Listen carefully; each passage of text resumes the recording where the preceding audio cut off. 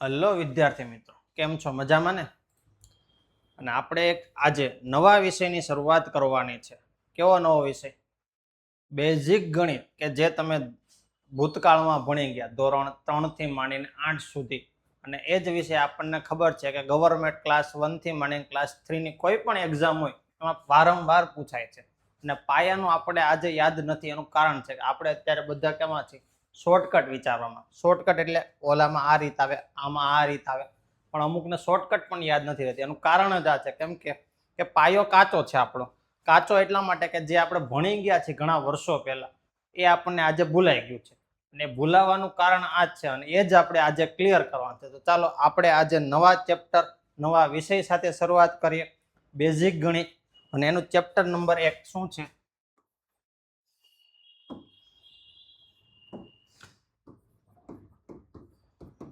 સંખ્યા પરિચય. સંખ્યા પરિચય. તો સંખ્યાનો પરિચય પહેલા મેળવવાનો છે. તો સંખ્યા કોને કહેવાય? આપણે શરૂઆત અહીંયાથી કરીએ. સંખ્યા. સંખ્યા કોને કહેશો તમે? સંખ્યા આપણી ગણિતની ભાષામાં કુલ કેટલા અંકો છે? અંકો 10. કેટલા છે? 10. આપણે ભણ્યા ને, એક અડે 1, બ ગડે 2. તો એ જ અંકો અહીંયા કામના છે. પેલા એમાં શરૂઆત ક્યાંથી થશે? મીંડાથી. ક્યાંથી? મીંડાથી. જે આપણને બધાને ખબર છે. આપણે આ જ આવેલું છે નાના હતા ત્યારે, મીંડું જ તે. અત્યારે આ મીંડું જ કામનું છે. શરૂઆત અહીંયાથી કરવાની છે. પછી 1, 2, 3, 4, 5, 6, 7, 8, 9. આ રીતના કુલ 10 અંકોથી આપણી સંખ્યા બને છે. અને આ 10 અંકોથી જે સંખ્યા બને ને એને આપણી ભાષામાં આ લોકોએ નામ આપેલું છે હિન્દુ અરેબિક સંખ્યાઓ. એટલે આપણે આને કદાચ સંખ્યાઓનું બીજું નામ કેવું હોય ને તો હિન્દુ અરેબિક સંખ્યા પદ્ધતિ પણ કહી શકાય. એટલે આપણે આ નામ આપણા માટે બહુ કામનું છે. સમજાણું? અને આ જ રીતે આગળ વધવાનું છે. હવે પછી એમ થાય સંખ્યા. તો સંખ્યામાં ટોટલ 10 અંકોની રમત છે. અને આ જ 10 અંકોને આપણે પુનરાવર્તન કરવાના છે, અલગ અલગ રીતે ગોઠવવાના છે, આગળ પાછળ જે આવે તે. એટલે આને આપણી ભાષામાં કેવું હોય ને તો આને શું કહેવાય? વર્ગીકરણ. શું કહેવાશે? વર્ગીકરણ. તો વર્ગીકરણ આમાં અલગ અલગ રીતે થાય. એટલે સંખ્યામાં પાછી ઘણી બધી સંખ્યાની પેટર્ન મળે. પેટર્ન એટલે કે એટલા માટે પેટર્ન મળે છે કે આમાં ઘણી બધી સંખ્યા આવતી. આમાં આપણે જોવા જઈએ તો પહેલી આવશે પ્રાકૃતિક સંખ્યા. કેવી? આવું યાદ આવ્યું કઈ કોઈને? પ્રાકૃતિક સંખ્યા. તો આના નામમાં જ શબ્દનો અર્થ છે પ્રાકૃતિક, એટલે કે કુદરતી. કુદરતી. કેવી? તો કુદરતી એટલે હમણાં જ જે લખી તે, પણ એમાં થોડોક ફેરફાર કરવાનો છે. આ જે ભમ કર્યું ને, જે ભમ, એને આપણે લખવાનું નથી. એટલે કે એના સિવાયનું 1, 2, 3, 4 આ રીતનું ઘણું બધું, એટલે કે અનંત સુધી. એટલે આ બધી જે બની ગઈ ને, હવે એને શું કહેવાશે? પ્રાકૃતિક સંખ્યાઓ. અને આનું કદાચ કોઈ અંગ્રેજીમાં નામ પૂછે, આલ્ફાબેટ પૂછે, તો એન લખવાનો. એટલે કે નેચરલ નંબર. યાદ આવ્યું? હવે નેચરલ નંબર એટલે કે પ્રાકૃતિક સંખ્યા. ને આપણી ભાષામાં કેવી? તો કુદરતી. અને શરૂઆત ક્યાંથી થશે? 1 થી થશે. એટલે કદાચ કોઈ આવો પૂછી લે કે સૌથી નાનામાં નાની પ્રાકૃતિક સંખ્યા, તો 1. આ સવાલ ક્લાસ 3 નો પૂછાઈ ગયેલો છે. ક્લાસ 3 માં સૌથી નાની પ્રાકૃતિક સંખ્યા કઈ છે? 1 છે.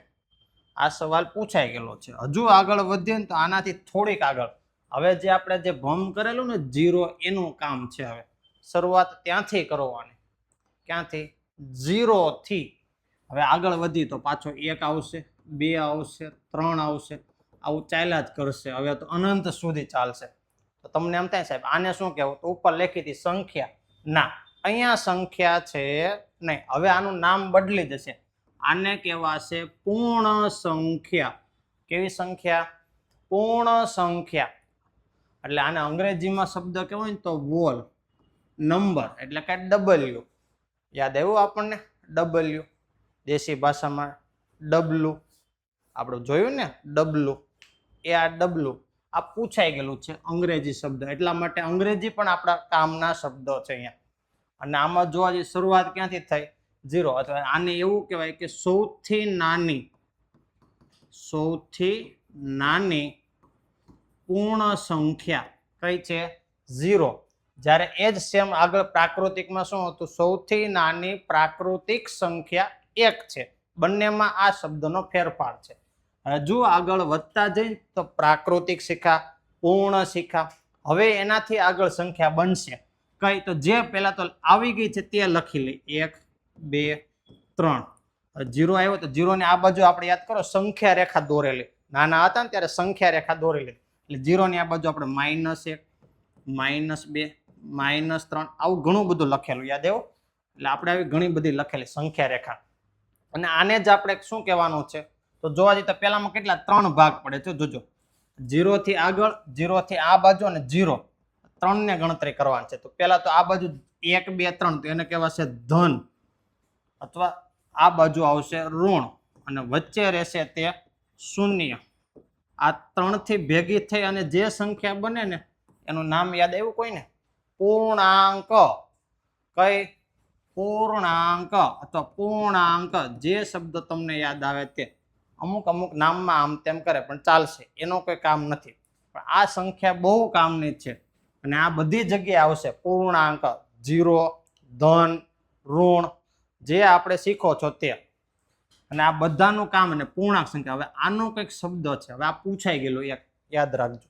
તો પૂર્ણાંક સંખ્યાને કહેવાશે ઇન્ટીજર. INTEGER, integer number. પણ એક હકીકત જોવા જઈએ તો ઇન્ટીજર નથી લખતા. એટલે અમુકને એમ થાય છે અહીંયા W લખ્યો હતો ને હોલ નંબરમાં, તો અહીંયા I જ આવશે ને? ના, અહીંયા I આવશે નહીં, અહીંયા આવશે Z. શું આવશે? Z. અને આ Z લખવા પાછળનું કારણ આખું અલગ છે. Z કોને કહેશો તમારે? તો આ એક શબ્દ જર્મન ભાષાનો છે. ક્યાંનો? જર્મન. અને જર્મનને શું કહેવાય? ઝેહલિન. અને ઝેહલિન નો અર્થ થાય સંખ્યા. એટલા માટે આ લોકોએ ઝેડ શબ્દ આપેલો છે પૂર્ણાંકને, નહીં કે આઈ. એટલે આઈ ન લખતા, પરીક્ષામાં બંને આપેલા હતા. જેણે આઈ લખ્યું તે જતા રહ્યા અને ઝેડ લખ્યું તેને 1 માર્કથી પાસ થઈ ગયા. આ ભૂતકાળમાં ક્લાસ 3 માં પૂછાઈ ગયેલો છે સવાલ, આ ઝેડ વાળો. એટલે જોઈ લેજો, આ થોડાક ફેરફાર થાય ને એવા જ પૂછશે આ લોકો તમને, જે તમને યાદ છે નહીં. એટલે યાદ આવ્યું. હવે ટોટલ આપણે 3 સંખ્યા ભણ્યા, એમાંથી 3 સવાલ પૂછાઈ ગયા છે અત્યાર સુધીમાં. ક્લાસ 3, ક્લાસ 2 સુધી પૂછાઈ ગયેલા છે. એક તો આવ્યું પ્રાકૃતિક સંખ્યા, કે જેમાં સૌથી નાની પ્રાકૃતિક સંખ્યા 1 આવશે. પછી આવ્યું પૂર્ણ સંખ્યા, એમાં પૂછાઈ ગયું સૌથી નાની પૂર્ણ સંખ્યા 0 છે. હવે આવ્યું પૂર્ણાંક સંખ્યા, જેમાં ઝેડનું મહત્વ વધારે આપ્યું છે આ લોકોએ. પછી 0, ધન, ઋણ, અને આ ત્રણેય સંખ્યાથી પૂર્ણાંક સંખ્યાઓનો ઉદ્ભવ થયો છે. હજુ આગળ આપણે વધીએ, તો હવે આવશે કઈ સંખ્યા? યાદ આવી કોઈને? પ્રાકૃતિક સંખ્યા, પૂર્ણ સંખ્યા, પૂર્ણાંક સંખ્યા. તો હવે આવે છે સમય સંખ્યા. શું? સમય સંખ્યા. ચાલો, સમય સંખ્યા કોને કહેશો? તો સમય સંખ્યા એટલે કે પેલા તો આની વ્યાખ્યા મારે કહેવી પડશે. અમુકને યાદ તો છે, પણ એમ કે સાહેબ હવે આવું ક્યાં યાદ રાખવું? અમુકને આગળ બીજું નામ લખે ને તો યાદ આવશે. આપણી ભાષામાં કહીને અંશ અને છેદ. કેવી? અંશ અને છેદ. તો આપણે આનું બીજું નામ શું હતું? અપૂર્ણાંક સંખ્યા. યાદ આવ્યું? હવે અપૂર્ણાંક સંખ્યા. હા, તો બેમાં કઈ ફેરફાર નથી. અપૂર્ણાંક બોલો કે સમય બોલો, બે કહેવાય એક જ છે. પણ આ વાસ્તવિક આપણું નામ છે સંખ્યા પદ્ધતિમાં અથવા સંખ્યા પરિચયમાં સમય સંખ્યા. અને આપણે શું બોલી? અપૂર્ણાંક. બંને ચાલે છે, કઈ ખોટું નથી. હવે આનો અક્ષર છે ક્યુ. શું છે? ક્યુ. હવે તો આના વ્યાખ્યા આપવી પડશે ને મારે પહેલા તો, કે જે સંખ્યાને કેવી અંશ અને છેદ સ્વરૂપે લખાય. હવે આ વ્યાખ્યાની ભાષામાં લખવા જાય તો આવું ન લખાય, તો ઓલા મારે આપણને બે મારે એટલે હોજવાડીને મારે, એક માર્ક ઉપર જાય અને આપણી જિંદગી જાય. એટલે આપણે આવું નહીં લખવાનું, એની જગ્યાએ ચોપડીની ભાષા એટલે કે પીના છેદમાં ક્યુ સ્વરૂપ. કેવું? પીના છેદમાં ક્યુ સ્વરૂપ. એટલે કે જે સંખ્યાને પીના છેદમાં ક્યુ સ્વરૂપે લખી શકાય તેને કેવી સંખ્યા કહેવાશે? સમય સંખ્યા. તો સમય સંખ્યામાં તો પહેલા આપણને હવે ખબર હોવી જોઈએ અંશ અને છેદ. પણ એક નિયમ છે, Q0 લેવાનો નથી. શું? Q0 લેવા નથી. એનું કારણ જો 3 છેદમાં 0, 5 છેદમાં 0, તો આ બધાનો જવાબ મળે નહીં.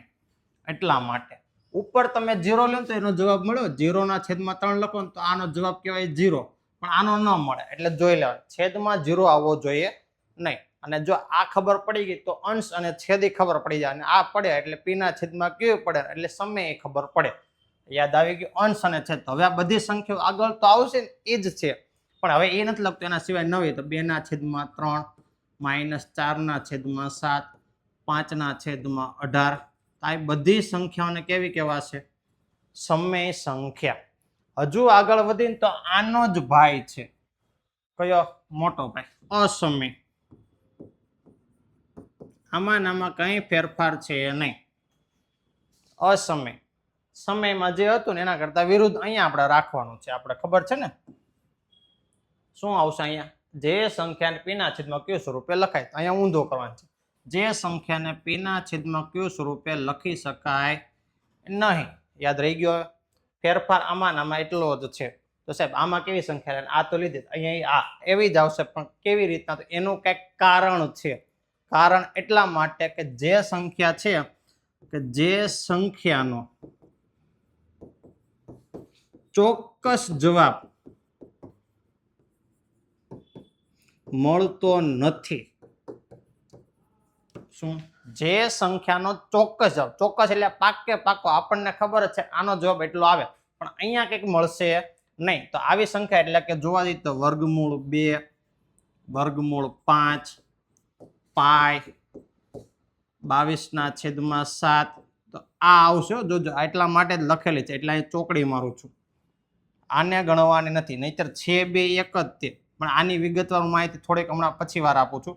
પછી આવશે ઈ વર્ગમૂળ 3, વર્ગમૂળ 17, પછી 1.0100. આવી રીતના અનંત સુધી એક ચાલતી સંખ્યાઓ ઘણી બધી આવે છે કે જેને શું કહેવાય છે? અસમય સંખ્યા. અહીંયા ચોકડી મારી આની થિયરી હું થોડીક વાર પછી સમજાવું છું. છેલ્લે આનું કામનો મુદ્દો છે, એટલા માટે જ આ કામ ભાગ છે, અને આ બહુ કામનું છે. પાય અને 22 છેદમાં 7 એ થોડીક વાર પછી ચર્ચા કરશું. પહેલા તો ખબર પડી કે સમય કોને કહેવાય? અસમય. સમયમાં કે પીના છેદમાં ક્યુ, અને અસમય એટલે કે પીના છેદમાં ક્યુ લખાય નહીં.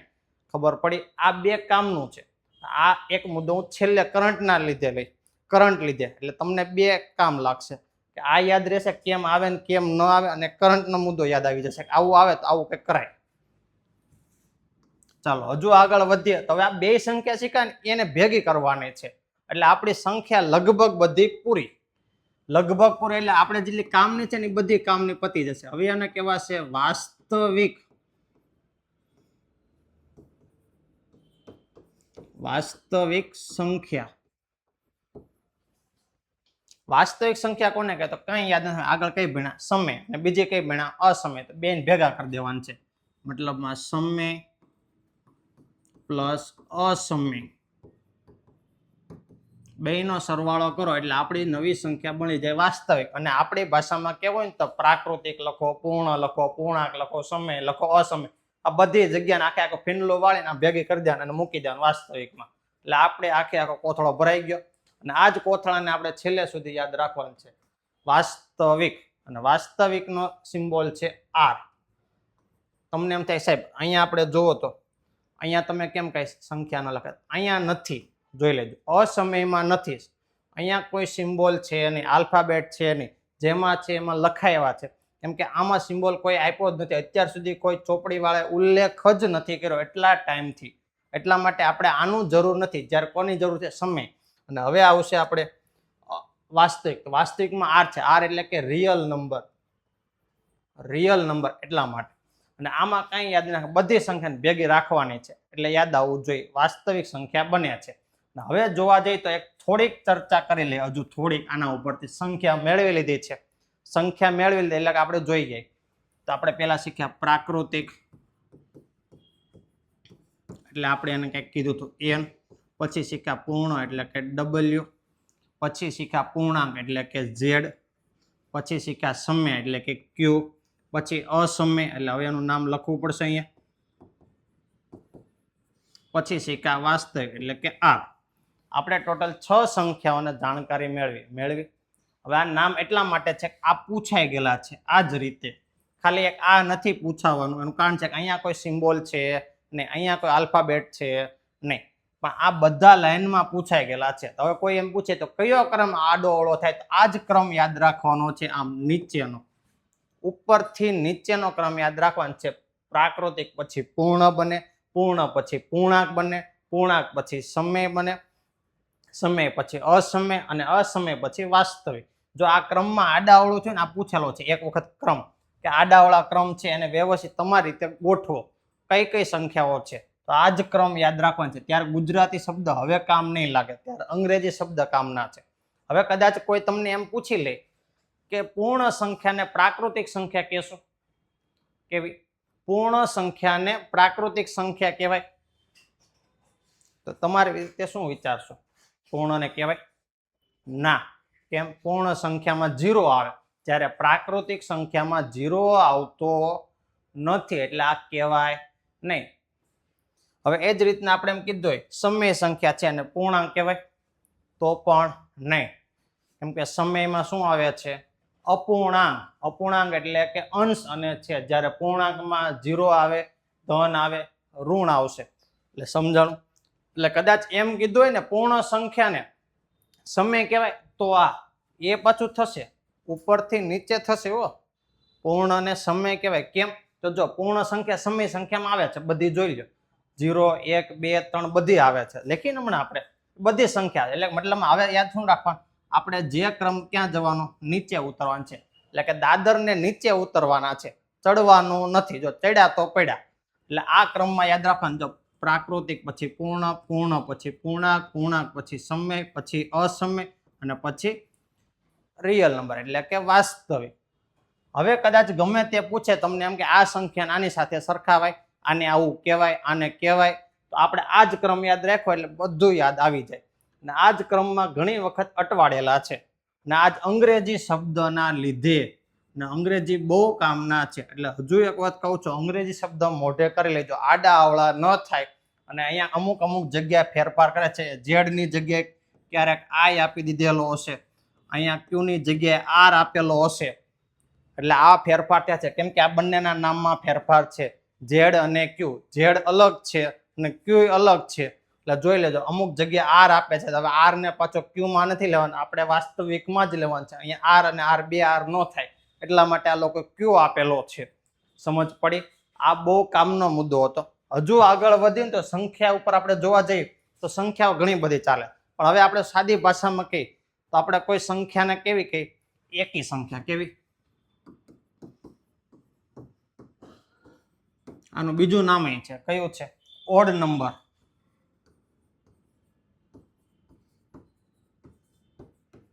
હજુ નામ છે, યાદ આવે કોઈને?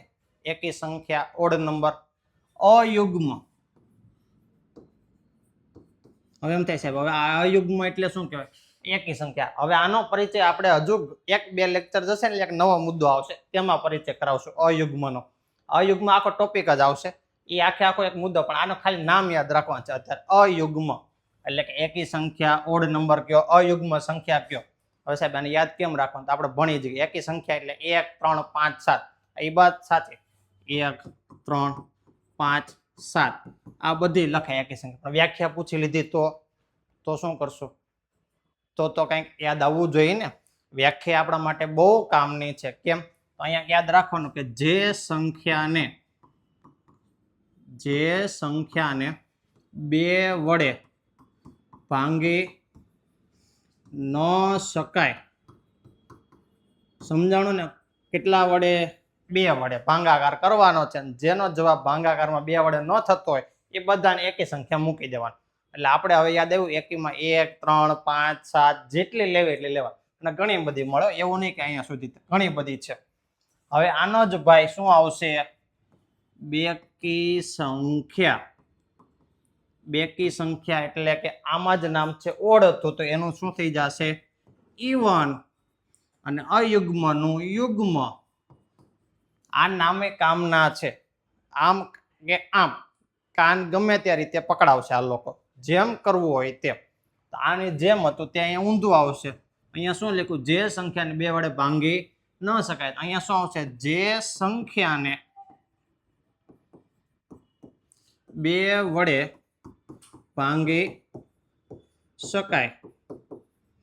સમજાઈ ગયું. જેને ભાંગી ન શકાય તેને એકી સંખ્યા, ભાંગી શકાય તેને બેકી સંખ્યા. એટલે આમાં આવશે 2 4 6 8 10 આવી ઘણી બધી ચાલશે. ચાલશે ને 2 4 6 8 10 ઘણી બધી લખવી તો લખી શકાય. સમજાણું. એકી સંખ્યા બેકી સંખ્યા એટલે જૂનું યાદ રાખતું જવાનું છે. નવું યાદ નથી રાખવાનું. જૂનું કામનું છે. સંખ્યા શીખા જોજો યાદ રાખજો. સંખ્યા જેમાં 0 થી માંડીને 9 સુધી અમુક છે 10 નો આવે પણ મૂળ સંખ્યા જેને કહેવાય એમાં 0 થી 1 2 3 4 5 6 7 8 અને 9 ને લેવાની છે. પછી એમ ન કહેતા 10 આવે એ 10 માં પછી ભેગું નહીં થાય આપણું તે એનું તે. એટલે સમજાણું. પછી આપણે શીખ્યા સંખ્યાનું વર્ગીકરણ. તો વર્ગીકરણમાં આપણે શીખ્યા પ્રાકૃતિક, પૂર્ણ, પૂર્ણાંક, સમય, અસમય અને વાસ્તવિક. વાસ્તવિક પછી આવ્યું એકી અને બેકી. સમજાણું. હજુ આગળ વધીએ ને તો હવે આવે છે વ્યસ્ત સંખ્યા. કઈ સંખ્યા? વ્યસ્ત સંખ્યા.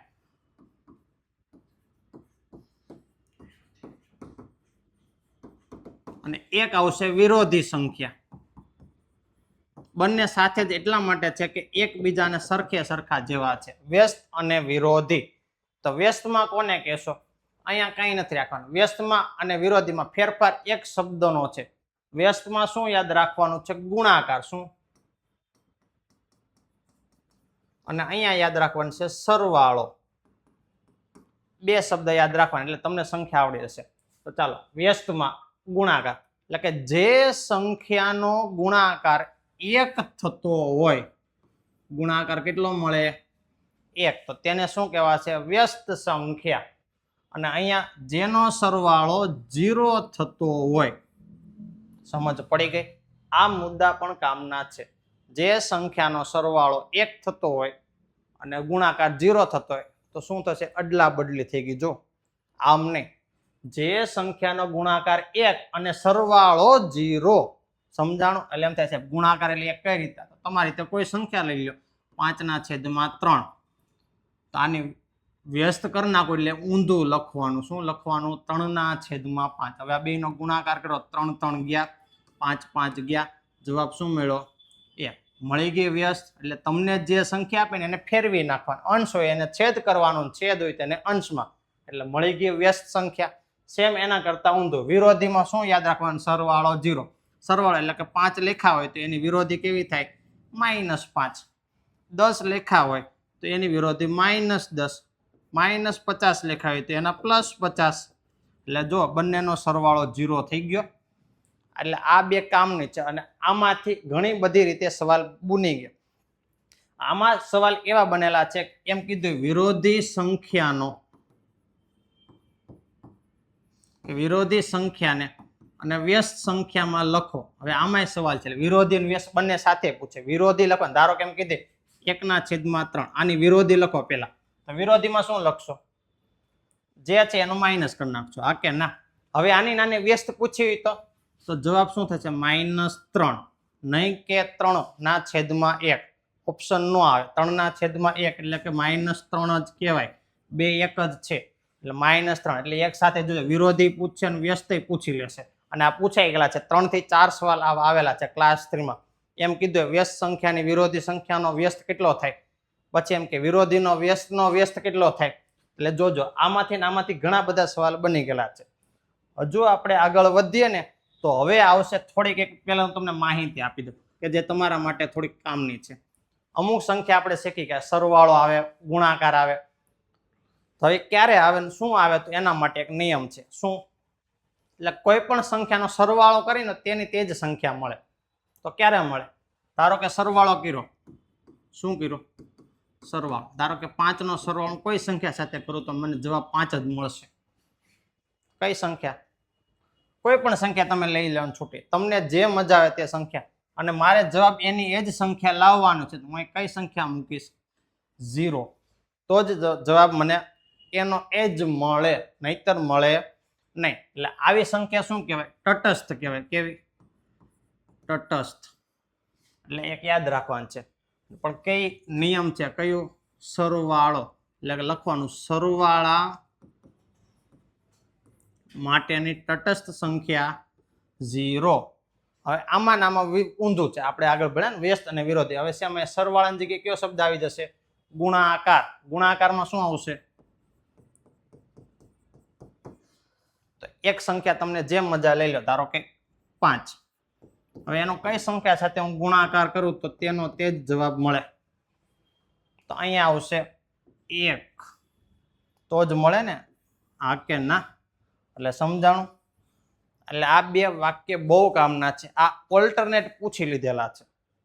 સરવાળા માટેની તટસ્થ સંખ્યા 0 અને ગુણાકાર માટેની તટસ્થ સંખ્યા 1. આ મુદ્દો યાદ રાખો તો આ ઘણી બધી જગ્યા અટવાડશે. અને આવા ઘણા બધા વિધાનો હું તમને લખાવું છું.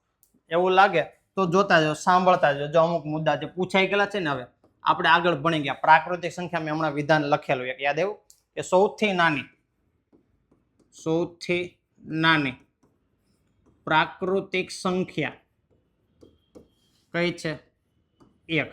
આ બધા સવાલ હવે પૂછાઈ ગયેલા આવ્યા છે અલગ અલગ રીતે. હવે સાહેબ એમ કહે 1 છે તો આ 1 નું બહુ કામ છે. હવે 1 ને કેવી સંખ્યા કહેવાની? 1 કેમાં ગણાશે? 1 તો આ ગણાશે વિશિષ્ટમાં. શેમાં? વિશિષ્ટ સંખ્યામાં ગણાય. કેમ કે હવે એ કારણ છે ને મારે તમને કહેવાનું છે. હવે એક સંખ્યા, હવે હું એનું ચેપ્ટર આખું અલગ આવશે. આપણે અવિભાજ્ય, વિભાજ્ય અને વિભાજ્યતાની ચાવીઓ, એની અંદર હું તમને 1 નો ઉલ્લેખ કરીશ. કેમ કે 1 ને વિશિષ્ટ કહેવાય. ત્યારે બહુ કામનો મુદ્દો છે. 1 ની ઉપર ઘણી બધી ચર્ચા આપણે બાકી રાખશું. પછી આપણે જોઈએ સૌથી નાની પૂર્ણ સંખ્યા આપણે ભણી ગયા 0. આમાં પ્રાકૃતિક પૂછે તો જો હમણાં ઉપર લખું કઈ 1. આ બે અલગ અલગ રીતે પૂછાઈ ગયેલા છે. હજુ આગળ વધી મોટામાં મોટી ઋણ પૂર્ણાંક, મોટામાં મોટી ઋણ પૂર્ણાંક. તો પૂર્ણાંક સંખ્યા યાદ કરો. એમાં મોટા મોટી કોને કહેશો? અનંત કહેશો કે 2 ને કહેશો, 1 ને કહેશો?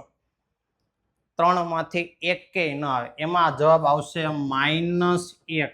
આપણે જો સંખ્યા રેખા દોરી ને એમાં 0 અહીંયા હતો, પછી શરૂઆત -1 થી થાય. આ મોટામાં મોટી ઋણ પૂર્ણાંક સંખ્યા બને. અને આજ આપણે કામ, આ પૂછાઈ ગયેલા સવાલ છે, બધા કામના છે, એકે એક. અને આજ આપણે બહુ કામ લાગશે. એ જ ત્યાં તમારે ડિસ્કશન કરવાની છે. આ બધું કામનું એક માર્ક આપણે માટે કામનો છે.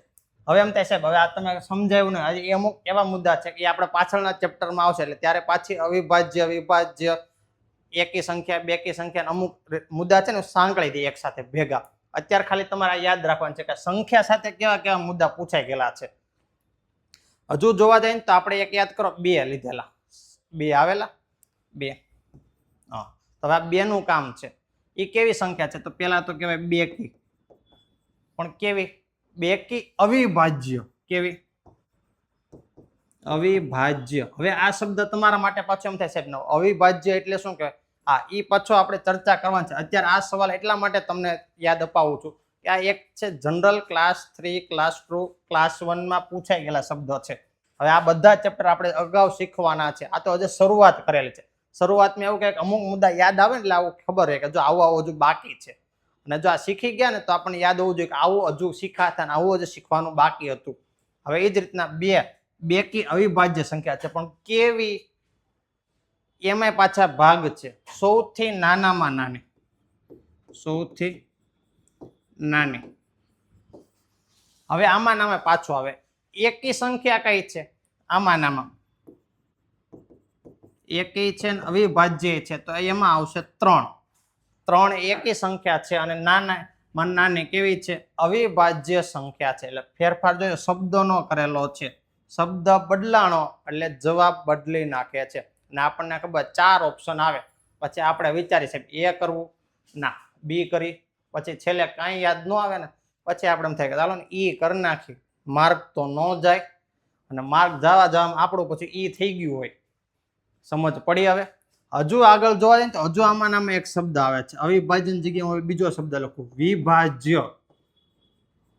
હવે એમાં શું આવશે તો વિભાજ્યમાં શું આવશે નાનામાં નાની કઈ સૌથી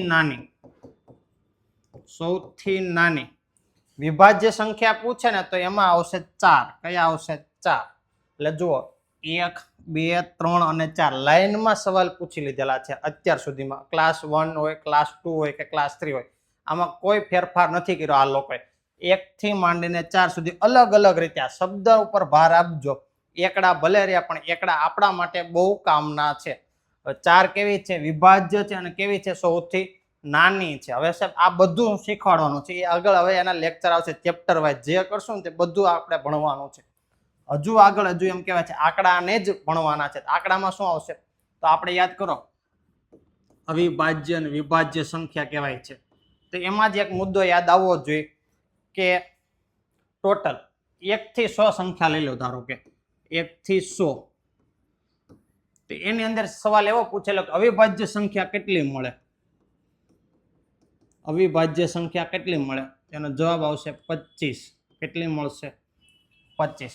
હવે હું આમાં તમને 25 લખાવવાનો છું. આખું ચેપ્ટર આવશે ને અવિભાજ્ય વિભાજ્ય ત્યારે આ 25 સંખ્યા હું લખાવીશ. પણ અત્યારે મારે ખાલી આંકડાઓનું કામ છે. 1 થી 100 માં કેટલા આવે તો 25.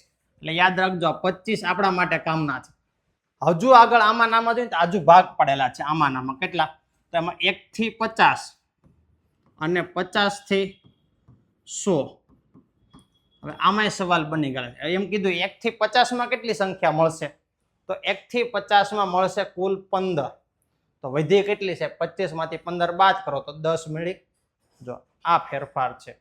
કઈ સંખ્યા? અવિભાજ્ય. 1 થી 50 માં ટોટલ 15 મળે અને 50 થી 100 ની અંદર ટોટલ 10 મળે છે. આ બધી સંખ્યાઓ તમને વારંવાર લખાવવાનો છે. આપણું ચેપ્ટર આવશે ને ત્યારે એટલે ટેન્શન ના લેતા સાહેબ આ શું ચલાવવા મળ્યા. હું અત્યારે ખાલી જનરલ આંકડાની માહિતી આપું છું કે આવું પૂછાઈ ગયું છે ભૂતકાળમાં. એટલે એ જ ભૂતકાળને આપણે વર્તમાન સ્વરૂપે યાદ રાખવાનું છે અને ભવિષ્યમાં કામ લગાડવાનું છે. ને એ જ ભવિષ્ય આપણને આખી જિંદગી સુધારવાના છે. એ ભવિષ્ય સારું થયું તો આ એકડા નહીં આ મીંડું કામ લાગશે. પછી ઈ વાળું કામ લાગશે કે અહીંયા ન કર્યું ને તો સારું હોત. હજુ તમને એક મુદ્દો કરાવું છું કે જે પૂછાઈ ગયેલો છે. આના ઉપર ઘણા બધા સવાલ પૂછાઈ ગયેલા છે. હવે એમ થાય કેટલી સંખ્યા મળે પણ એમ થાય કઈ સાહેબ કેટલા અંકની એ કામનું છે. કેટલી સંખ્યા અને કેટલા અંકની આ બહુ મુદ્દો પૂછાઈ ગયેલો. ક્લાસ 3 ના પેપરમાં તમારા જૂના જોઈ લો ને 5 વર્ષમાં આવા મુદ્દા આવેલા છે. ધારો કે પહેલા હું 1 અંક લઈ લઉં. 1 અંકની સંખ્યા તો કેટલી મળશે ટોટલ? મોટા મોટી કહું તો 9. હા કે ના? નાનામાં નાની કહું તો 1. 0 ને નથી લેવાનો. હવે એમ કહે સાહેબ 0 મળે. હા 0 મળે પણ નાનામાં નાનો અંક કીધો છે એટલે જોઈ લેજો. મોટામાં મોટી 9 અને નાનામાં નાની એટલે કુલ કેટલી મળશે આપણને? ટોટલ 9 મળશે. હવે એમ કદાચ આમાં નામે એમાં પૂછેલું છે સરવાળો કેટલો મળે છે અને બાદબાકી કેટલી મળે છે. એટલે બાદબાકીનું બીજું નામ આ લોકો એવી રીતના પૂછેલું છે તફાવત સ્વરૂપે. એટલે જોજો આ મુદ્દો કામનો છે. તફાવત બહુ કામનો છે અને આ બધા હું લખાવું છું ને એક પેપરમાં તમારે અલગ અલગ રીતે પૂછાઈ ગયેલું. તો સરવાળો કેટલો મળશે? ટોટલ ગણતરી કરો તો કેટલો થયો? 9 સંખ્યા થઈ. આ કે ના? કુલ સરવાળો કેટલો થશે? 9 ને 1 10. તફાવત કરો તો 9 માંથી 1 જાય કેટલો મળે? 8. આ સવાલ પૂછાઈ ગયેલો છે ક્લાસ 3 માં. હજુ એમ થાય છે 2 અંકની સંખ્યા બનાવી તો 2 અંકની મોટામાં મોટી કેટલી મળે? 99. હવે આમાં આગળ વધ્યા કરશે તો નાનામાં નાની કેટલી મળે? 10. હા કે ના? કુલ કેટલા થયા? 99 10 109. હા કે ના? 99 છે ને 99 નાનામાં નાની 10 કુલ કેટલી મળશે? ટોટલ 90. અહીંયા 90 મળશે. સોરી સરવાળો 109 થશે. અહીંયા મારે લખવામાં મિસ્ટેક થઈ ગઈ. એટલે 99 મોટી સંખ્યા, નાનામાં નાની 10 સંખ્યા, કુલ ટોટલ 90 થઈ અને સરવાળો 109 મળ્યો. અને હજુ એમાં તફાવત કરો તો તફાવત એટલે કઈ રીતના 99 માંથી 10 જાય કેટલા મળશે? તો હવે અહીંયા આંકડો લખો, આંકડો જ લખો. હવે પાછળ 9 ચાલ્યા કરશે. જુઓ પેટર્ન, જુઓ એક સરખી પેટર્ન ચાલે છે. અહીંયા થોડુંક એક ભૂલ થઈ, એક થોડુંક ધ્યાન રાખજો મારે ઉતાવળમાં.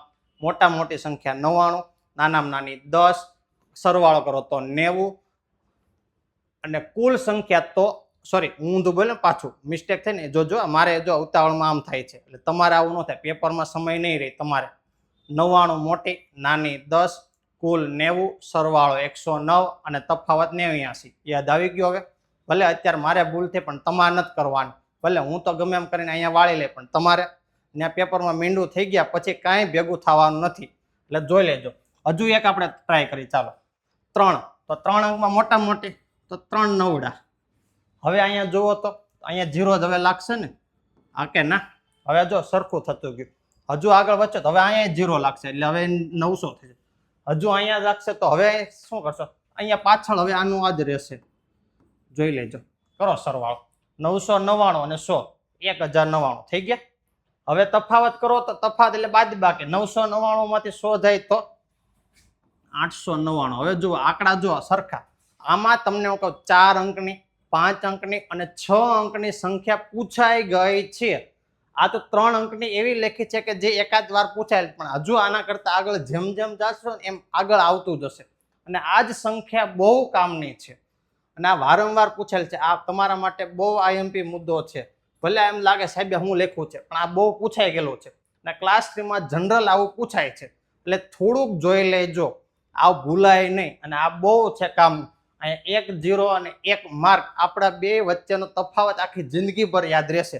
અને આ ભૂલ પડી ગઈ એટલે સમજવાનું કે આપણું થઈ ગયું શ્રી કલ્યાણ. અને જો ભૂલ સુધરી ગઈ તો આખી જિંદગી યાદ રહેશે કે જો એકડે એકે આપણને આખી જિંદગી બનાવી દીધી. સમજાણું? હવે એમ થાય સાહેબ હજે કેટલુંક આવશે? આ ઘણું બધું છે, આમ સંખ્યામાં ઘણું બધું. સંખ્યા ખૂટે એટલી જ નથી, તમે જેટલી વિચારો એટલું થાય. પણ એક છે આમાં લિમિટ છે. લિમિટ એટલા માટે આ લોકો શું પૂછે? એનસીઆરટી જીસીઆરટી, હા કે ના? એનસીઆરટી એટલે કે ધોરણ આપણે 3 થી માંડીને 8 સુધીનું બેઝિક લેવાય. અત્યારે તો જીસીઆરટી ને ભેગું લઈ લીધેલું છે આ લોકો બેઝિક ચોપડી જોવો. એટલે એનસીઆરટી જીસીઆરટી માં ધોરણ 3 થી માંડીને 8 ની ગણિતની ચોપડી જોઈ લેવાય. એમાં આ મુદ્દા બધા આવી ગયેલા છે. અને આ જ લોકો વારંવાર ક્લાસ 3 ની પરીક્ષામાં ધોરણ 6 7 8 ની ચોપડી પૂછશે. જોઈ લેવાનું છૂટી તમારે. અને આ મુદ્દા બધા તમને કર્યા, એક મુદ્દાના સવાલ છે આમાંથી જ. એકે સવાલ એવો નહીં કે આમાંથી નહીં પૂછાયેલો હોય, આ ગેરંટી. હવે ખાલી સંખ્યા શીખવાની છે સાહેબ. 1000 ધારો કે છે એક સંખ્યા લો 1000, એને પછી કઈ આવે? પછી 1001. આ તો બધાને આવડે સાહેબ, એમ શું કહેવાય? આ તમે શું કીધું? તો આ શબ્દને ફેરવીને પૂછેલો છે. હવે એમ કીધું 1000 પછી 1000 આવે તો એને તમે કઈ સંખ્યા કહેશો? એનું નામ છે અનુગામી. કેવી? અનુગામી. આ યાદ રાખવાનું છે. આ પૂછાઈ ગયેલા છે શબ્દ. અત્યારે આપણે હવે પૂછાઈ ગયેલા ઉપર ડિસ્કશન કરીએ છીએ. આ બધા મુદ્દા જે 3-4 PDF માં જોઈએ ને આપણે એ પૂછાઈ ગયેલું છે.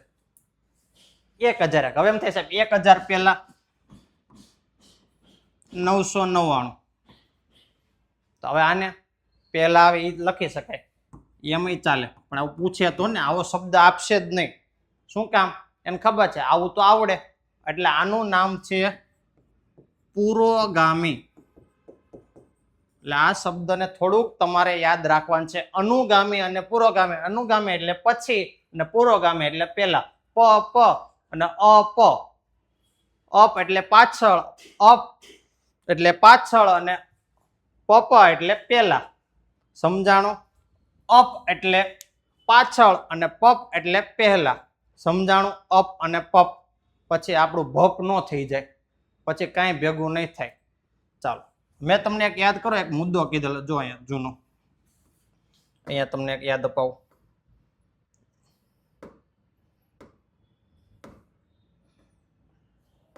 હા જો આવ્યું ને આપણે પાય અને 22/7. હા કે ના? હા હવે એની થોડીક હું ચર્ચા કરી લઉં. ચર્ચા એટલા માટે કરવાની છે કે એ બે વસ્તુ બહુ કામની છે. હવે તમારા કરંટનો મુદ્દો છે. એના સાથે હું થોડુંક મુદ્દા સાથે સાંકળું છું બંને સંખ્યાઓ. મેં કીધું હતું ને ચર્ચા કરીશ. એટલે કદાચ તમને કરંટને લીધે કદાચ આવો કંઈક સવાલ પૂછાઈ ગયો હોય તો તમારો એકાદો માર્ક આમાંથી ન જવો જોઈએ સંખ્યાની બાબતેથી. કેમ? આવો સવાલ એક પૂછાઈ ગયેલો છે. પાય એ કેવી સંખ્યા છે? અને 22/7 આ કેવી સંખ્યા છે? ચાલો આમે એટલે લખાવેલું યાદ કરો, હમણાં ચોકડી મરાવેલી. આ બહુ કામનો મુદ્દો છે. પાય કેવી સંખ્યા છે? યાદ એવું કઈ હમણાં આગળનો મુદ્દો જો એમાં લખેલું અસમય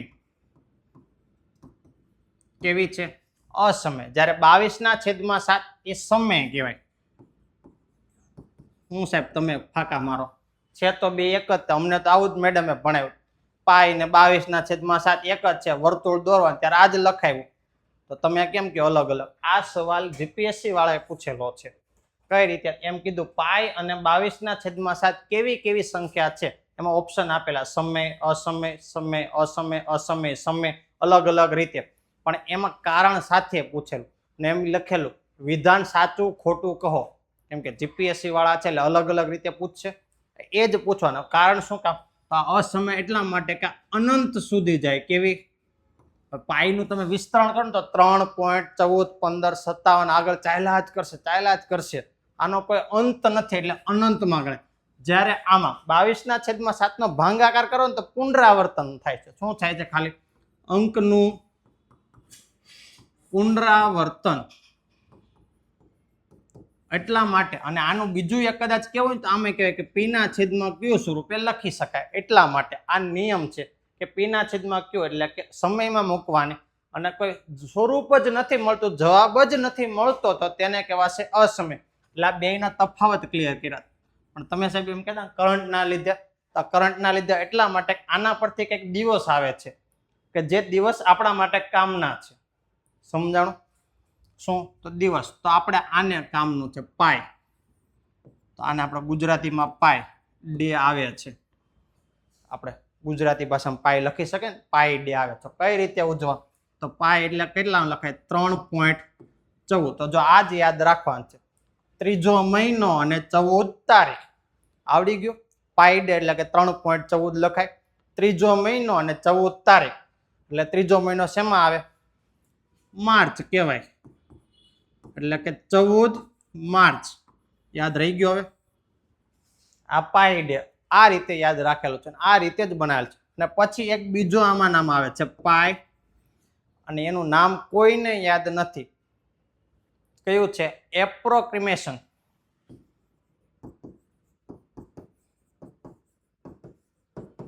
ડે. આમાં કઈ તારીખ રાખશો? તો બીજી તારીખ. કઈ? 22/7. હવે યાદ આવ્યું? હવે એમ થાય છે 22મો મહિનો તો હોય ને એટલે સમજાણું કયો મહિનો આવતો હશે? જુલાઈ. કયો? જુલાઈ. અને તારીખ કઈ હશે? 22મી. યાદ રહી ગયું ને? આંકડા સાથે જ આ લોકોએ તારીખ અને વાર ને બધું જ નક્કી કરેલ છે. અને આપણે આ જ યાદ રાખવાનું. આ કરંટમાં પૂછાઈ જાય છે. આ પૂછાઈ ગયેલું છે. આ નથી પૂછાણું પણ આ પૂછાઈ જાય એટલા માટે 22 જુલાઈ પણ યાદ રાખવાની છે. આ બે મુદ્દા હતા તમારા કરંટના. અને કરંટના લીધે આખું. હવે આમાં જોવા જઈએ તો આપણે સંખ્યા પરિચય મેળવો. હજુ આપણે એવું કહેવાય કે 50% મેળવો. પણ આપણા કામ પ્રમાણે 50% ને 90% છે. અને આ 90% એટલે આપણા માટે બહુ. અને આમાં મેં તમને જેટલા મુદ્દા કીધા ને અત્યાર સુધી ક્લાસ 1 હોય, ક્લાસ 2 હોય, ક્લાસ 3 તો વારંવાર પૂછાઈ ગયેલું છે. અને આને જ આપણે મહત્વ આપવાનું છે. જો એટલું પણ બેઝિક યાદ આવી ગયું એટલે આપણે સમજવાનું કે પહેલું ચેપ્ટર આપણું સંખ્યા પરિચય ક્લિયર થયું. સમજ પડી હવે? અને આ જ પરિચય આપણા માટે બહુ જ કામનો છે. હજુ આગળ થોડુંક હું ચર્ચા કરું તો આમાં જો ચાલે. પણ હવે ચર્ચા એટલા માટે નથી કરતો કે આમાં જે મારા માટે એટલે મને એમ લાગ્યું કે તમને જેટલું આપવું એટલું આપી શકાય. આમાં માર્ક કવર કરાય એટલા મુદ્દા આવી ગયા. અને હજુ એમ થાય અમુક ચેપ્ટર બાકી છે. આ બધું કરાવવાનું છે. આપણે હજુ ચેપ્ટર આવશે, વિગતવાર ચાલશે અને બધી માહિતી મળતી રહેશે. ત્યારે પાછી ચર્ચા કરવાની છે. તમને મજા આવી હોય, ગમ્યું હોય, હજુ જાણકારી મેળવવી હોય તો આપણી ચેનલ છે તથ્ય લર્નિંગ એકેડમી. તેને લાઈક કરો, સબસ્ક્રાઇબ કરો અને શેર કરો. અને બેલ આઇકનને દબાવી અને તમારા મિત્ર વર્તુળમાં જ્યાં બને ત્યાં સુધી પહોંચાડો. એક નહીં તો બીજાનું પણ ભલું કરો આપણે. અને આવા જ ચેપ્ટર હજુ આપણે ઘણા બધા શીખવાના છે. અને આવા જ મુદ્દા સાથે કે જે ભૂતકાળને અને વર્તમાન અને આપણું ભવિષ્ય સુધારવા માંગે છે તેને હજુ કહી દઉં છું લર્નિંગ. કઈ? તથ્ય લર્નિંગ એકેડમી. આપણે ટેલિગ્રામ છે, વોટ્સઅપ છે, ફેસબુક છે, જ્યાં બને ત્યાં શેર કરો, લાઈક કરો. અને પાછી જ આવા એક નવા ચેપ્ટર સાથે પાછી મુલાકાત કરશું. ત્યાં સુધી બધાને ગુડ ડે, હેપી જર્ની, સ્વસ્થ રહો, તંદુરસ્ત રહો. જય શ્રી કૃષ્ણ.